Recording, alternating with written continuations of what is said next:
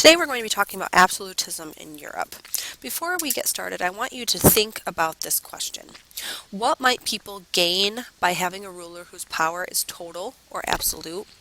And what kinds of things do you think they might lose by having an absolute ruler? Think about this as we go through this discussion. Before we start talking about absolute monarchs in Europe, first we need to talk about what was going on before the age of absolutism in Europe. So before there were these absolute monarchs, you have to think about Europe in terms of the Middle Ages. The Middle Ages was dominated by the idea of feudalism. Think manors, serfs, knights, peasants, those sorts of things, where the church dominated all aspects of life. By the 1600s, this idea was starting to decline. Feudalism was no longer needed because there was a stronger king. People no longer looked to these local lords for protection. Instead, you get the rise of nationalism, the rise of actual kingdoms, England, Spain, France, and their governments become more centralized. It's also during this time period that you see the power of the church declining. You've had the Reformation, you've had issues within the Roman Catholic Church, and this causes people to look less to the church to answer all of their questions, and that power shifts from the church to the monarchs. Two words that are really important in terms of talking about absolutism and absolute monarchs are autocracy. And an autocracy is, or an autocratic ruler, is a government or a ruler in which that ruler has unlimited power. There are no boundaries on the kind of power that that ruler has. The other thing is divine right of kings. This is similar to divine right in China. For absolutism, the divine right of kings is where kings claim that their right to rule comes from God. If the king's right to rule comes from God, people cannot question their authority, because if they question their authority, they in turn are questioning God. So what makes a monarch an absolute monarch? First is how they regulate the people. All aspects of people's lives, how they worship, what religion they practice, how they gather socially, their type of economy is all regulated by the absolute monarch. Additionally, the power that the nobility used to possess under feudalism is starting to decline.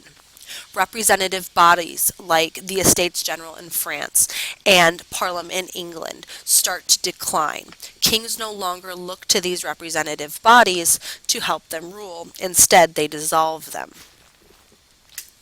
Lastly, they develop standing armies. That is, they have armies that are ready to go to war at any point. That's a relatively new concept. Up until this point, if a king wanted to wage a war, they had to put together an army. But now they have an army that's ready to go at any point.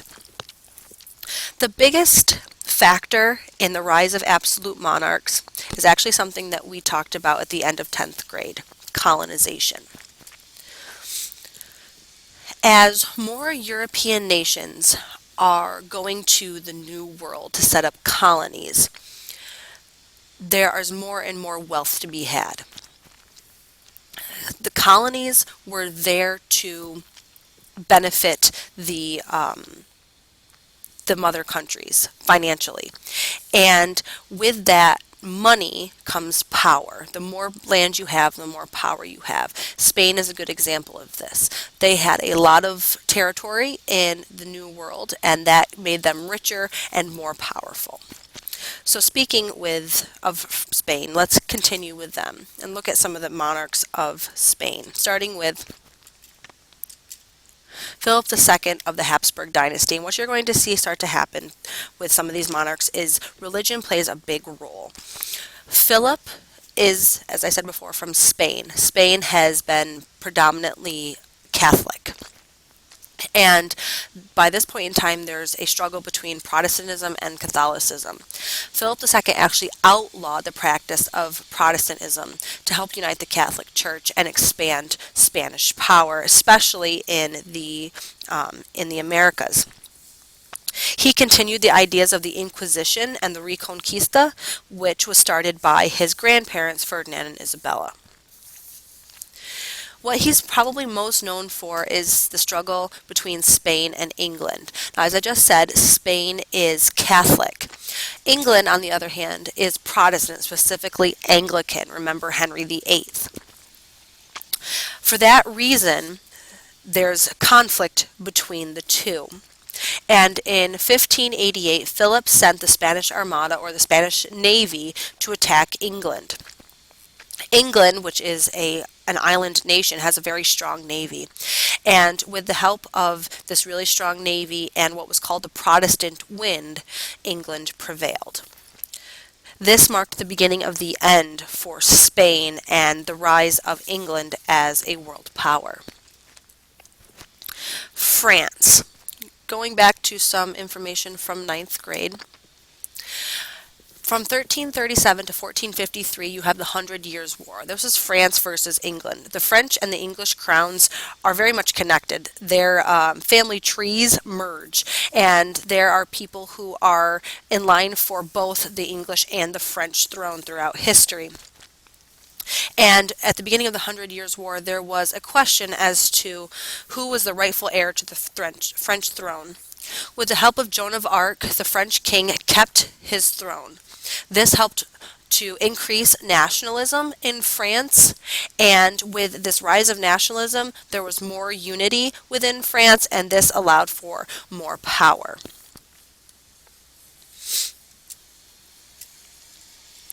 This brings us to the first of many Louis that we're going to be talking about. Louis XIII was a very weak ruler. And so he looked to a cardinal in the Catholic Church named Cardinal Richelieu. And he basically ruled for Louis. By ruling for Louis, he took on the responsibilities of a king.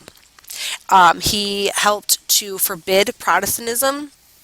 He took power away from the nobility, and he actually started to challenge the Spanish, whose land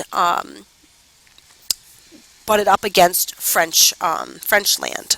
And you can see the power that the cardinal tries to exude through the way that he had himself painted. He looks more like a king than a member of the clergy.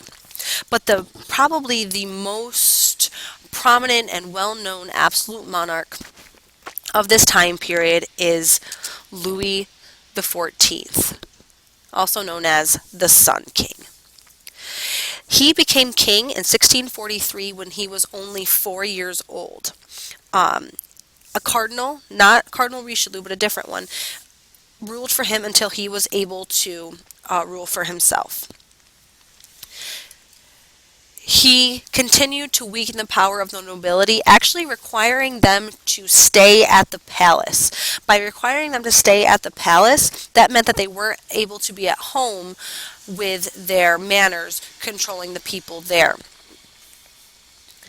He helped to expand the French colonies. There were only a few French colonies, Haiti being one of them at this point, and he wanted to expand that so that through the use of mercantilism, that is, that colonies exist for the purpose of making the mother country wealthy, he wanted to make the French throne more powerful and wealthy. Louis also revoked the Edict of Nantes. This was something that was discussed in ninth grade. It gave Calvinists and other Protestants rights within Catholic France, and he revoked that, making Catholicism the only form of Christianity that could be practiced. He's also famous for saying, "L'État c'est moi," or "I am the state." What he meant by that is that he was going to follow orders from no one. He and he alone was the government. He never called the Estates General, that representative body. So he made all decisions by himself. And what his biggest legacy is at this point in time is the building of the Palace of Versailles.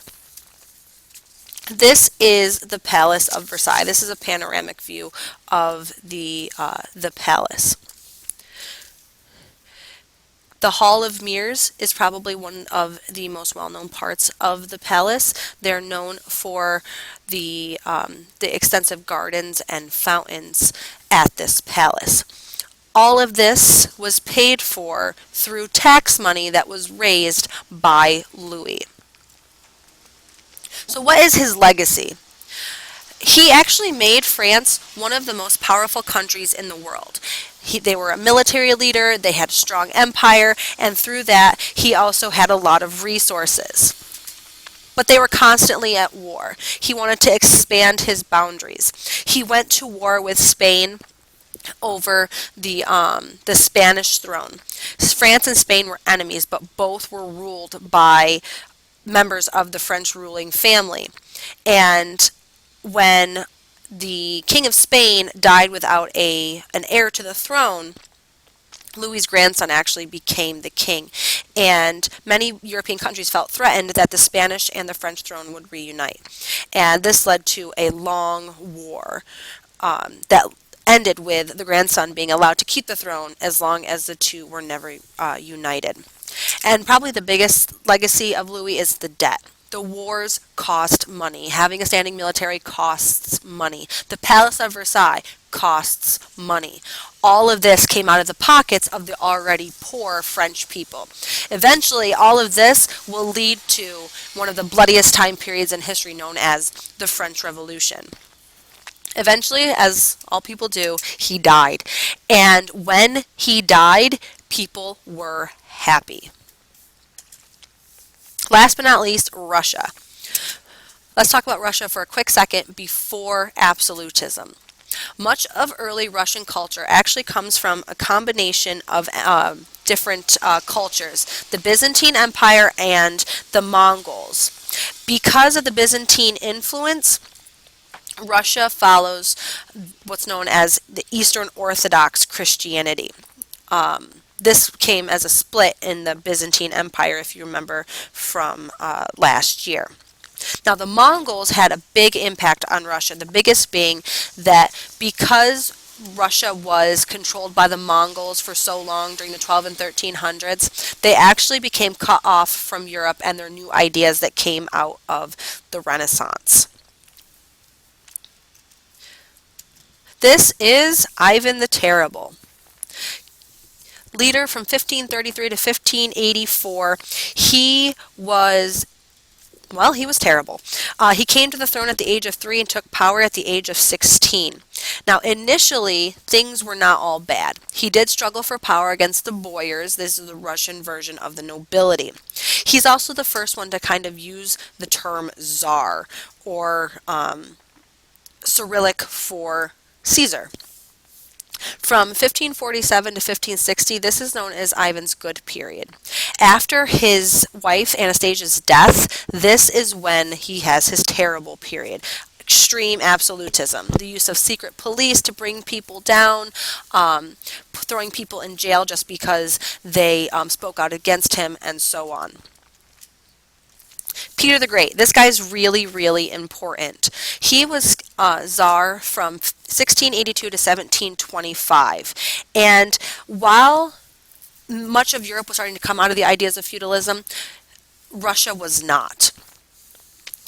They still used feudalism. And he decided that in order to catch up with Europe, they had to become more European. So he decided to travel to Europe. This was known as the Grand Embassy. Peter the Great is most well known for his policies of westernization. He tried to become more like Europe by modernizing his army and navy, studying the way that they governed things, and actually putting in place what's called as a beard tax. A beard tax was seen as being Mongolian. So you had a choice: pay the tax or cut off your beard. Please go to the next video.